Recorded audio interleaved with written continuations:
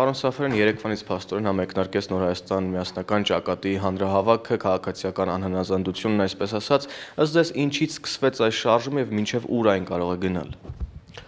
Ես կարծում եմ կազմակերպիչները արդեն հայտարարել են նպատակը եւ խնդիրը ձևակերպել են այսպես, որ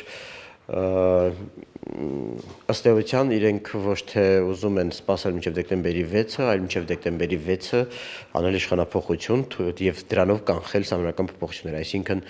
նրանք իշխանափոխությունը, արտահերտ իշխանափոխությունը հայտարարել են որպես համանական փոփոխությունների հանրակրվեի ձախողման կամ կանխարգելման վիժեցման քայլ։ Այլ բան է մենք որքանով ենք տեսնում գործողություններ դրան տանող եւ ես այս պահին կարող եմ ասել դեռևս այնինչ նկատելի է հրապարակում թերևս հիմք չի տալիս ասելու որ այդպիսի գործողությունների ծրագիրը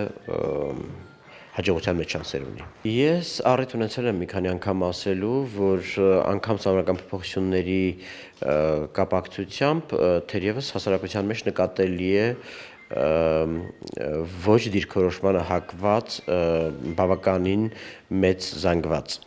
Բայց դա ամենևին չի նշանակում, թե այդ զանգվածին կարող է մոբիլիզացնել յուրաքանչյուրը ուղղակի նրանց հրավիրելով հրապարակ հեղափոխություն անելու։ Նախ եկեք հասկանանք, որ քվեարկելը եւ քվեարկելու ազատությունը կամ հնարամտությունը ձևեր գտնել ընտրական տեղամասում արտահայտել իր դիրքորոշումը մեկ այլ բան է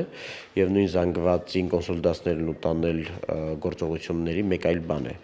Մեր թե ընտրությունների թե հանրակրվեների փորձը ցույց է տալիս, որ այնուամենայնիվ եթե անգամ կան մարդիկ, ովքեր կարող են ինչ-ինչ ձևեր գտնել եւ օգտագործել քվեարկության գաղտնիությունը դեմ քվեարկելու, անգամ դեմ գնալով վարչական ճնշումներին կամ հորդորներին, հանրարարականներին, այնուամենայնիվ նրանք այդքան ազատ չեն մասնակցելու նման գործողություններին։ Թերևս սրա ամենավառ օրինակը մենք տեսնում էինք բոլոր ընտրությունների ժամանակ, երբ մարդիկ պարզապես առավելագույնը կարող էին իրենց քվեն տալ։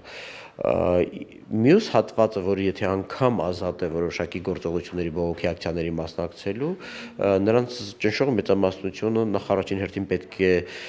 տեսնի հստակ եւ իր մեջ ուժ պարունակող լիդերության ինստիտուտ եւ նաեւ ռացիոնալության տեսանկյունից ուզում է հասկանալ եւ ունենալ գործողությունների ծրագիր, այսինքն հասկանալ, որ իր ցանկացած գործողություն, այդ թվում եւ ազատության հրապարակում ենթադրենք կանգնելը կամ թեկուզ ուրեմն երթերին մասնակցելը շատ տեսանելիորեն բերելու է համակարգի փլուզման կամ իշխանափոխության։ Մենք գոնե կարող ենք այս պահին դատել